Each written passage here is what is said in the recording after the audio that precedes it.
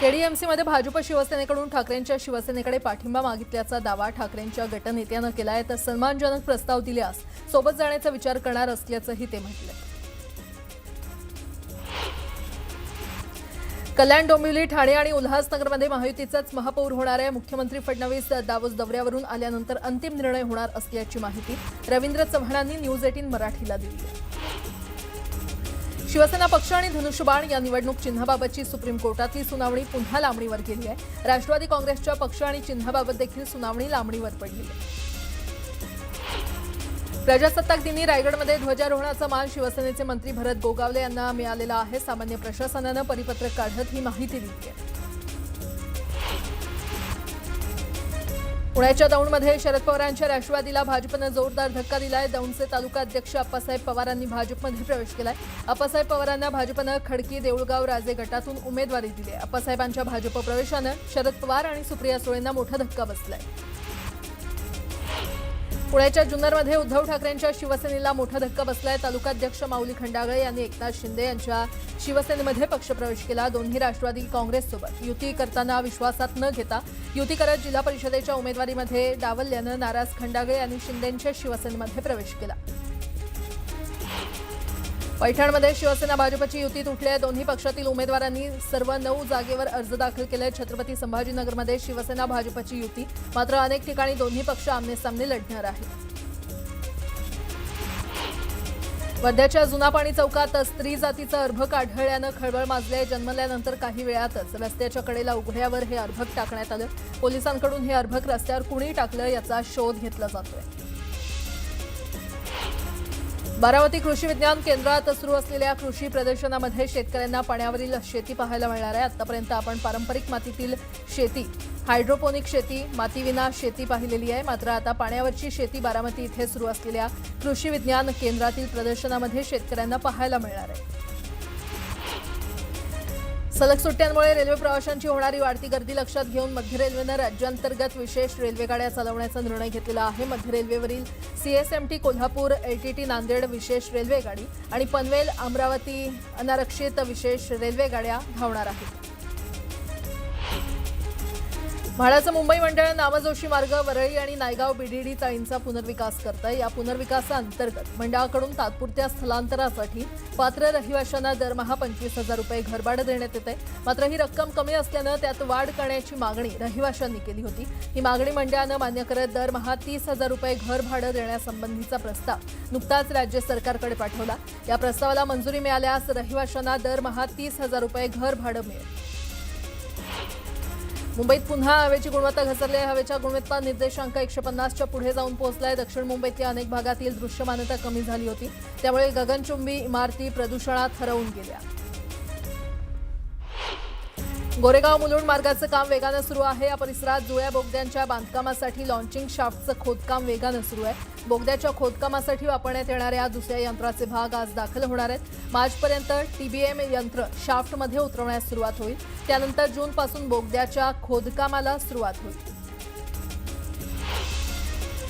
नागपूरमध्ये अंडरपासचा भला मोठा लोखंडी बीम तुटून खाली पडल्यामुळे मोठी दुर्घटना टळली. बीम पडला तेव्हा खाली कोणतंही वाहन नसल्यानं मोठी दुर्घटना टळली. या अंडरपासमधून रोज हजारो वाहनांची वाहतूक होत असते. रस्त्याला विरोध करणाऱ्या महिलांवर बिल्डरनं शिवीगाळ करत धमक्या देऊन अंगावर जेसीबी घालण्याचा प्रयत्न केल्याची धक्कादायक घटना समोर आली आहे. छत्रपती संभाजीनगरच्या पोखरी शिवारातील अंजनी पार्क परिसरात ही घटना घडली आहे. कुठल्याही प्रकारचा अधिकृत रस्ता नसताना अंजनी पार्कच्या पाठीमागच्या शेतात 5 पार्टनर असलेल्या बिल्डर्सनं प्लॉटिंग व्यवसाय सुरू केला. या प्रकरणी गुन्हा दाखल करण्यात आला आहे. काँग्रेसला सध्या गटबाजीचा दुर्धर आजार जडलाय की काय असा सवाल उपस्थित होतोय. पक्षाची अवस्था मरणासन्न झाली तरी नेत्यांचा तोरा काही कमी होत नाहीये. चंद्रपुरात जनतेनं काँग्रेसला सत्तेच्या जवळ पोहोचवलंय, पण नेत्यांमधील गटबाजी काँग्रेसला सत्तेपासून दूर ढकलतीये. निवडून आलेल्या नगरसेवकांच्या पळवापळवीवरून काँग्रेस नेते विजय वडेट्टीवार आणि खासदार प्रतिभा धानोरकर यांच्यात चांगलाच वाद टोकाला गेलाय. काँग्रेसच्या नगरसेवकांना उचलून नेण्याची गरज काय असा सवाल धानोरकरांनी विजय वडेट्टीवारांना विचारला आणि त्यांच्या निष्ठेवरच संशय व्यक्त केलाय. तर विजय वडेट्टीवार यांनीही जहरी शब्दात धानोरकरांवर पलटवार केलाय. चंद्रपुरात काँग्रेसमध्ये धुसफूस वाढली.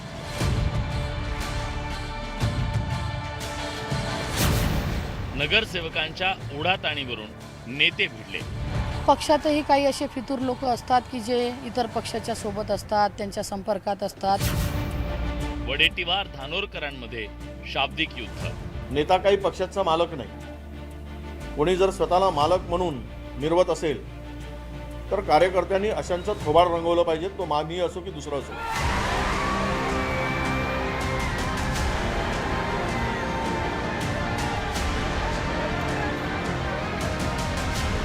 एकीकडे भाजपकडून चंद्रपुरात सत्ता स्थापनेसाठी जुळवाजुळव सुरू झालेली असताना सर्वाधिक जागा मिळवलेल्या काँग्रेसमध्ये मात्र अंतर्गत वाद उफाळून आलाय. खासदार प्रतिभा धानोरकर आणि नेते विजय वडेट्टीवार यांच्यातला वाद विकोपाला पोहोचला असून दोघांनीही बोचऱ्या शब्दात एकमेकांवर टीका केली आहे. वडेट्टीवार यांनी 2 गट करून काँग्रेसचं विभाजन केल्याचा आरोप धानोरकरांनी केला, त्यावर वडेट्टीवारांनी जोरदार पलटवार केलाय. बहुमताच्या जवळपास आम्ही गेलो आणि बहुमताच्या जवळ गेल्यानंतर आपलेच उमेदवार उचलून न्यायचे, आपल्याच लोकात भांडणं लावायचे, हे करायची गरज नव्हती. पण माननीय विजय वडेट्टीवार यांनी ह्या प्रकाराची सुरुवात केली आणि ही सुरुवात झाल्यामुळे आता कुठेतरी वाद चिकळला.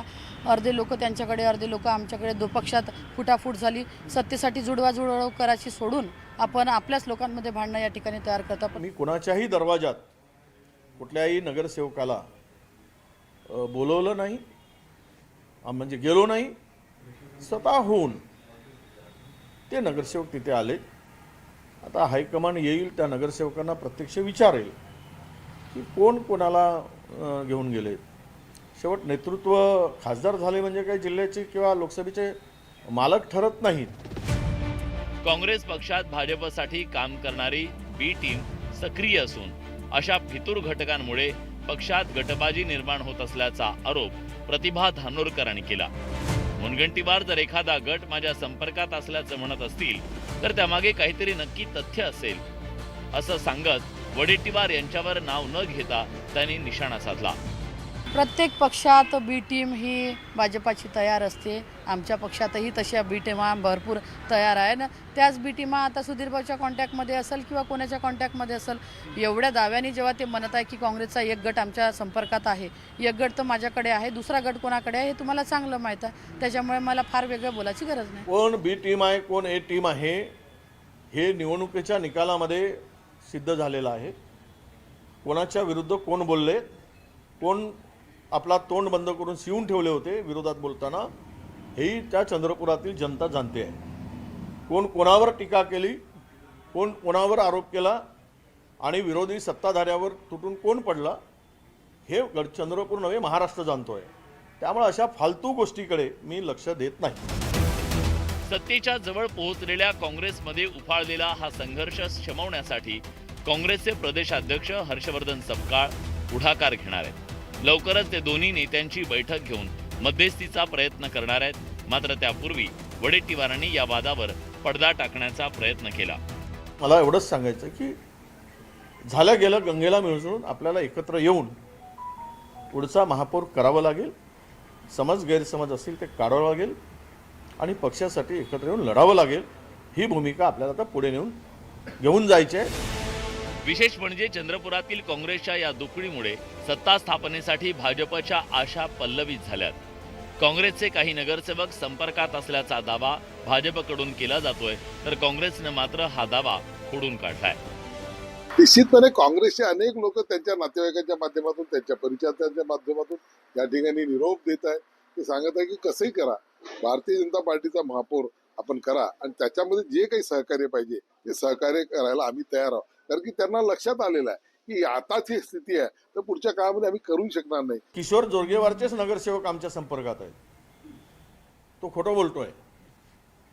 कोणतेही काँग्रेसचे नगरसेवक त्यांच्या संपर्कात नाही, ही अफवा पसरवतोय. सर्व नगरसेवक आमचे सुरक्षित आहेत, आमच्याबरोबर. महापालिका निवडणुकांमध्ये काँग्रेसनं चंद्रपुरात दमदार कामगिरी केली. 66 सदस्य संख्या असलेल्या महापालिकेत सर्वाधिक 27 जागा जिंकत काँग्रेस 1 नंबरचा पक्ष ठरलाय. काँग्रेस आणि जनविकास सेनेच्या 3 जागा मिळून 30 सदस्यांचं संख्याबळ जमलंय. सत्ता स्थापनेसाठी फक्त 4 सदस्यांची गरज आहे. मात्र सत्ता स्थापनेच्या हालचाली सुरू असताना काँग्रेसमध्ये उफाळलेल्या या वादानं हातची सत्ता गेली नाही म्हणजे मिळवलं. Bureau report, news 18 Marathi.